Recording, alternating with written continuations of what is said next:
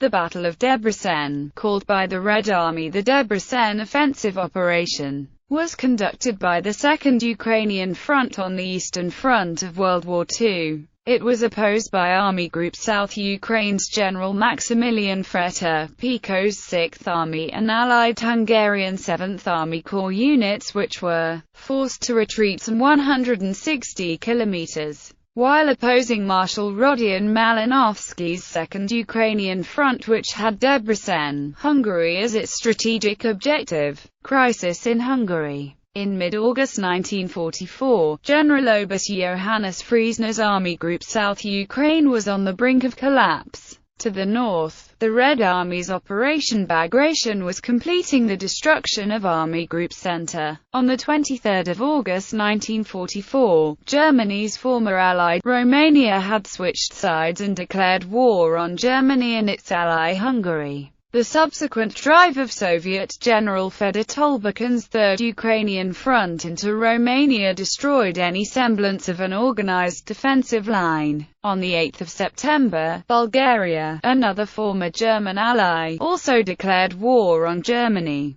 By this time, Tolbukhin, aided by the Second Ukrainian Front under Malinowski, had annihilated 13 Axis divisions, taking over 100,000 prisoners. Both Malinowski and Tolbukhin were promoted to Marshal of the Soviet Union for this on 10 and 12 September respectively. The actions of Bulgaria and Romania had opened up a 650-kilometer gap in Friesner's army group. As Friesner desperately struggled to reform a defensive line, news filtered through to Berlin that the Hungarian leader, Admiral Miklos Horthy, was preparing to sign a separate peace with the Soviet Union. If this happened, the entire Southern Front would collapse. On 24 September 1944, Friesner's Army Group South Ukraine was redesignated Army Group South. General Fretter, Pico's 6th Army, formed the nucleus of Friesner's force. Seeing that the Hungarian allies were suffering from low morale, Friesner attached the Hungarian 2nd Army to Fretter, Pico's army.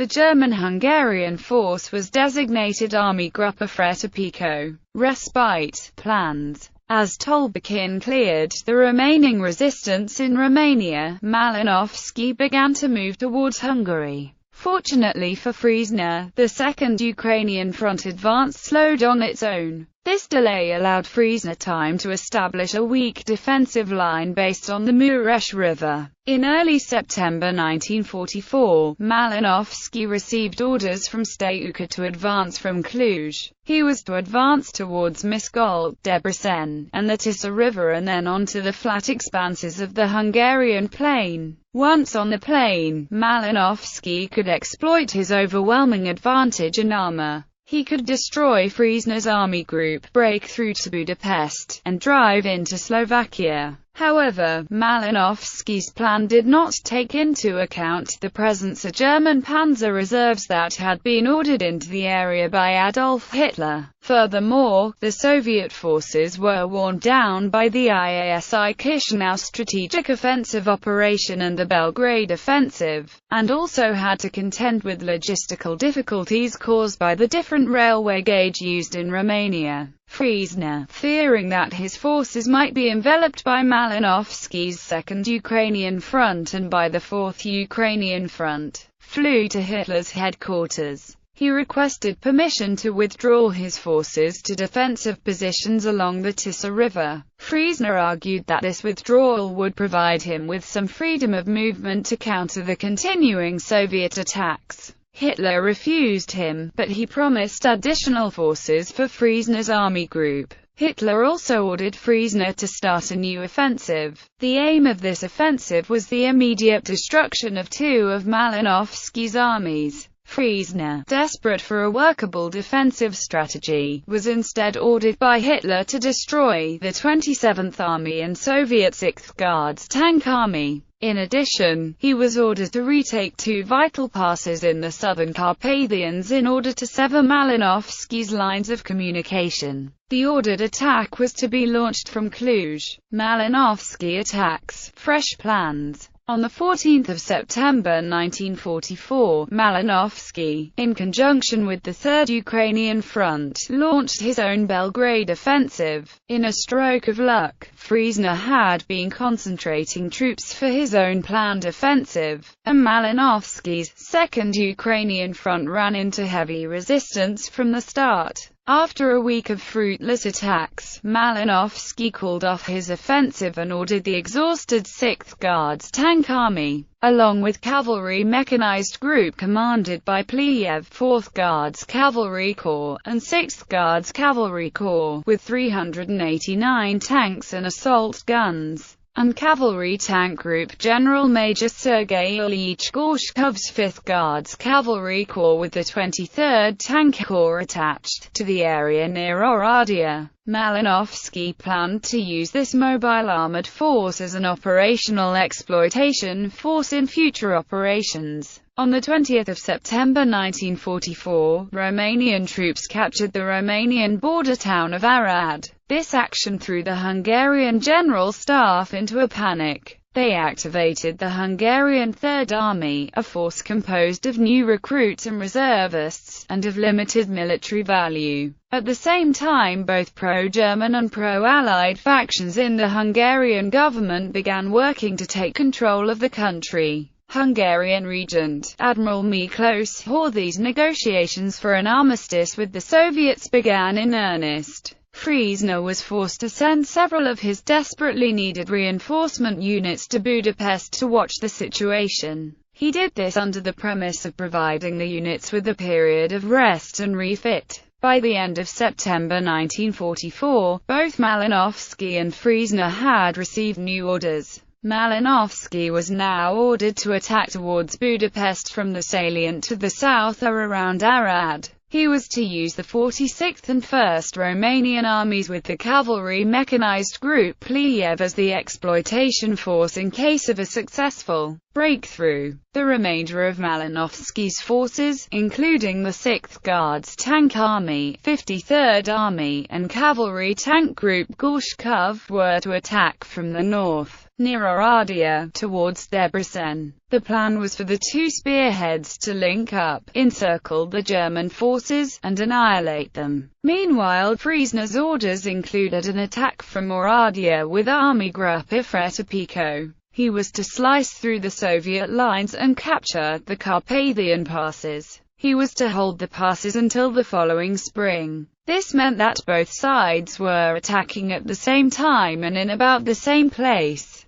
Both sides underestimated the forces opposing them. The operations begin. The Second Ukrainian Front operation began on 6 October 1944, with Malinovsky's southern pincer attacking near Arad, and slicing through the Hungarian Third Army. The Hungarians quickly abandoned their positions. Many divisions simply disappeared in the assault. The spearhead of the southern Second Ukrainian Front pincer, followed by the cavalry mechanized group Pliev, had advanced almost 60 kilometers within the first 24 hours. The attack by the northern Second Ukrainian Front pincer ran into difficulty quickly, colliding with two panzer divisions of the German 3 Panzer Corps 1st and 23rd Panzer Divisions. By the end of the day, the northern pincer had advanced only 10 kilometers. Reacting quickly, Freta-Pico ordered the 76th Infantry Division into the forward line near Oradea. This freed up the 23rd Panzer Division to move south to counter the breakthrough near Arad.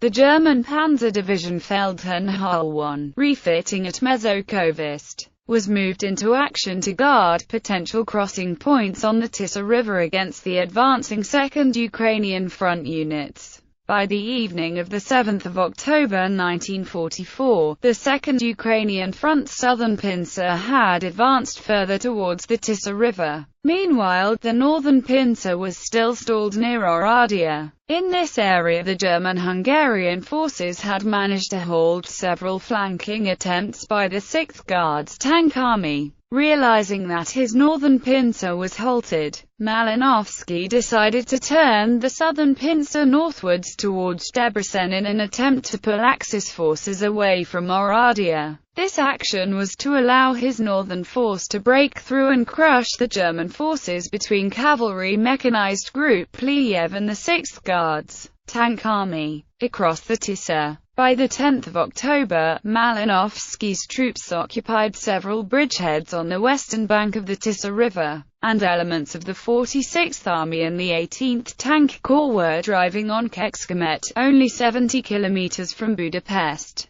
Malinovsky, however, had to redistribute some of these forces to support the advance of Pliev's group on the other side of the Tisza. The remaining 2nd Ukrainian front troops of this spearhead were attacked by the Hungarian cavalry and German anti-aircraft troops and forced to retreat to the Tisza on the 11th of October. The same day, Hungarian counter-attacks against the 2nd Ukrainian Front's 243rd Rifle Division at the Mine-Szent bridgehead became so dire that the Romanian 7th Corps was rushed to Mine-Szent to reinforce the bridgehead's defense. Subsequently, the Romanian 2nd and 4th Infantry Divisions took over 2nd Ukrainian Front bridgeheads on the Tisza below Szolnok. The bridgehead of the 4th Division was attacked on the 19th of October by the Hungarian 1st Cavalry and 1st Infantry Divisions, which the 4th Division held back until hit on the right flank by the German 24th Panzer Division, 4th SS Panzer Grenadier Division, and the 503rd Heavy Tank Battalion. The right flank of the Romanian 4th Division caved in and the German armour drove behind the division, cutting it off from the Tisza River and eventually forcing its surrender by the 20th of October. On the 25th of October, 3 Hungarian divisions attacked the Romanian 2nd Division in its bridgehead. The Romanian 2nd Division panicked and pulled back across the Tisza River. This Hungarian success, however, was not repeated when a third assault was made during 26 to 29 October against the Romanian 19th Infantry Division's bridgehead at Alpa. Cavalry Mechanized Group Pliev's advance.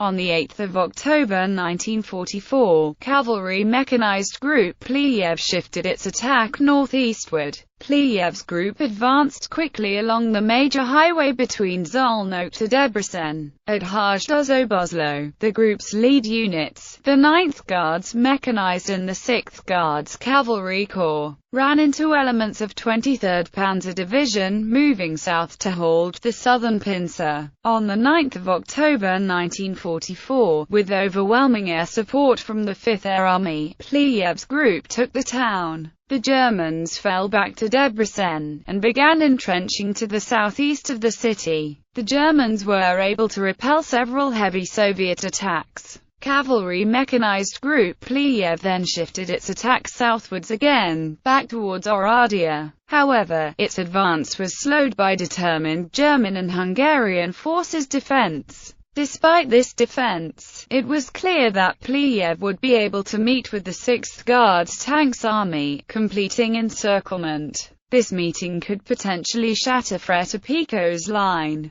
Confusion reigns. On the 10th of October, Frete-Pico ordered the German 1st Panzer Division to attack to the west and the German 13th Panzer Division to attack to the east. This action by Frete-Pico cut off the 3 corps of Cavalry Mechanized Group Pliev. Not expecting this, Pliev had left his flanks relatively lightly defended. The 2 veteran panzer units quickly effected a link-up near the town of Puszpokladany. What at first looked like a crisis point for the Germans under Frete-Pico had now been turned into a possible disaster for the Soviets under Malinovsky. Malinovsky, realizing the danger to Pliev's group, halted his attack in the south and focused all his forces on reaching the trapped mobile group. Frete-Pico ordered the Feldherrnhalle to Debrecen. The situation on the ground was greatly confused, with neither the Soviets nor the Germans knowing who was surrounding whom. On the 11th of October 1944, elements of Pliev's 4th Guards Cavalry Corps reached the outskirts of Debrecen. Debrecen. Although this corps was cut off from the main Soviet force, Pliev had managed to avoid encirclement. Under the 6th Guards Tank Army's ferocious attacks, the front line near Oradea was steadily pushed back, in what historian L.F. Ziemke described as one of the wildest tank battles of the war. By the 12th of October, Pliev's group had already lost some 200 armored fighting vehicles.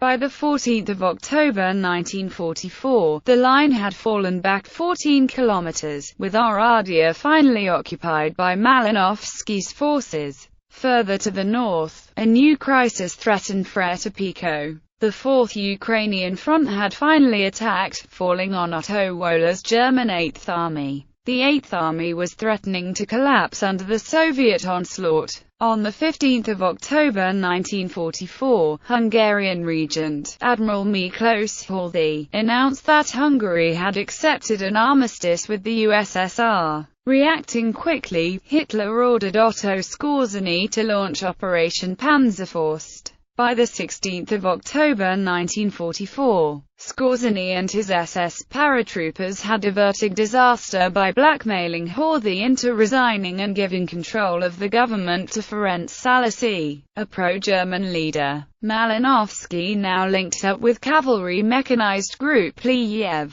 Malinovsky ordered the Soviet advance to continue. His aim was to capture Debrecen. Then he would swing north towards Nyíregyháza. If Malinovsky could capture Nyíregyháza, he would sever the German 8th Army's line of communications. In response to the Soviet attacks, the German-Hungarian forces of Army Gruppa Fretipico fought tenaciously. They turned each village and crossroads into a defensive position, forcing their way through the Axis resistance. During 1920 October, 3 Romanian divisions assaulted and seized Debrecen as part of Soviet 27th Army's assault on the right flank of the 6th Guards Tank Army. On the 22nd of October 1944, Pliev's group captured Nyíregyháza. The line of communications of Woller's 8th Army was severed. German Colonel General Friesner had ordered Woller to disengage and fall back northwest of Nyíregyháza and attempt to form a defensive line. This move was already in progress when Cavalry Mechanized Group Pliev cut Woller's lines of communications.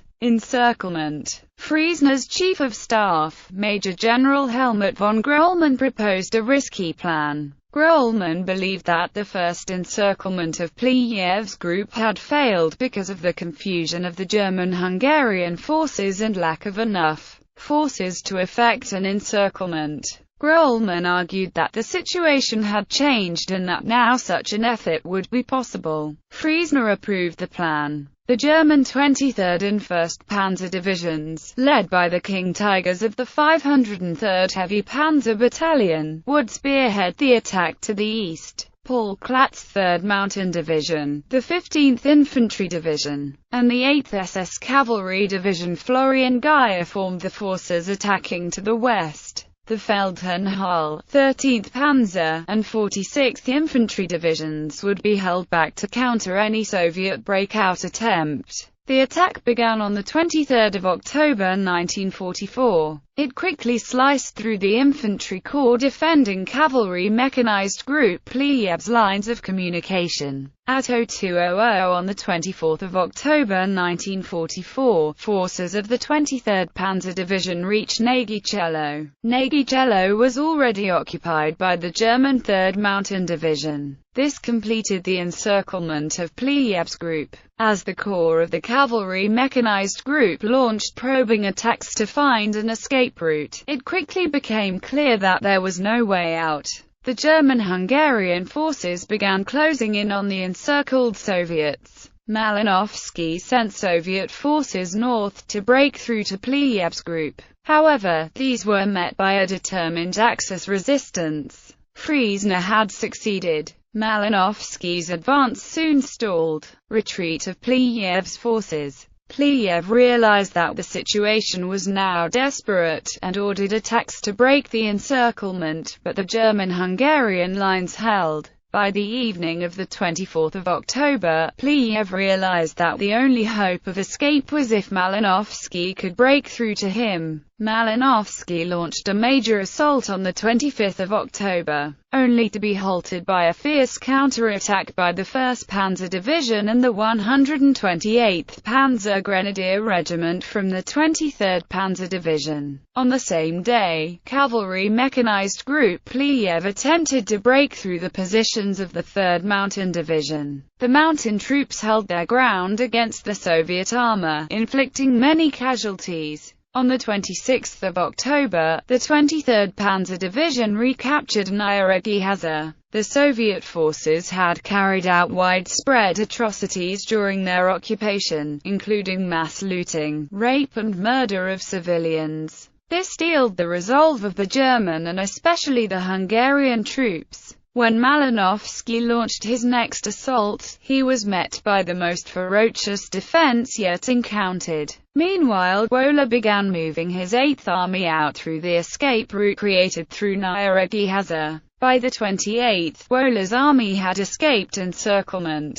By this time, Pliev's forces destroyed most of their vehicles and heavy weapons and marched south to reach the Soviet lines. Despite the attempted destruction by German forces, Pliev's Cavalry Mechanized Group was back in action by the 10th of November during the Soviet drive to Szeged. Aftermath: 3 corps of Malinovsky's 2nd Ukrainian Front had sustained significant losses in the fighting. The intended rapid 2nd Ukrainian Front assault on Budapest had been delayed, and Hungarian troops remained in the war as Germany's ally until the end of the war in Europe. The Nyíregyháza counter-attack was the last time that German forces were to defeat a full-strength Red Army force on even terms. By pinching off the breakthrough exploitation group of the 2nd Ukrainian Front offensive, the Germans were able to re-establish a stable front-line position, and thus